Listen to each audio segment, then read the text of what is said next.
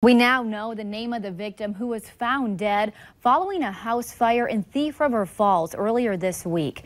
23-year-old Devin Polchinski is now charged with second-degree intentional homicide in addition to his first-degree arson charge. These charges stem from a house fire in the 300 block of Arnold Avenue that killed 23-year-old Alexandra Jo Ellingson.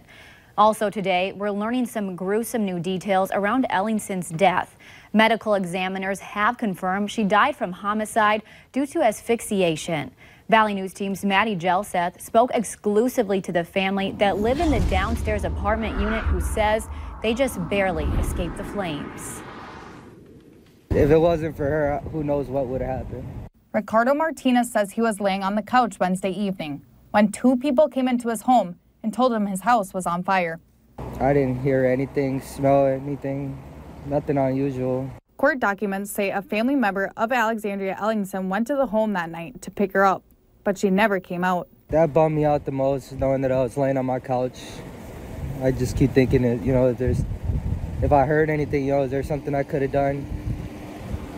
I just can't think of anything that was unordinary that day. Now today, we're learning some gruesome new details of what the Minnesota fire marshals found inside the home.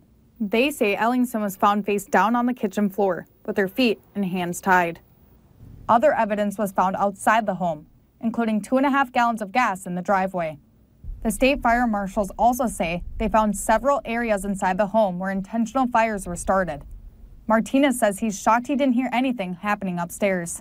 I can't think of anything unusual that would have told me something was wrong.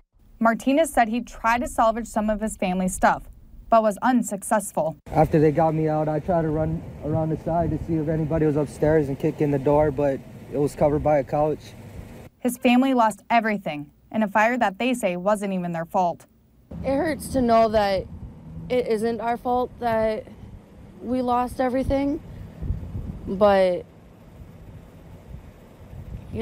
at least we didn't lose our children. I didn't come home to losing my 3 children and him. They say there's a family that's going through greater loss because they lost a daughter, a mother, a friend, and a family member. In Thief River Falls, Maddie Gelseth, Valley News Live. Polchinski is facing a max sentence of 40 years for the second-degree murder charge and 20 years for the arson charge. He's being held on at least a $1 million bond. You can stick with us here on Valley News Live for updates in this ongoing investigation.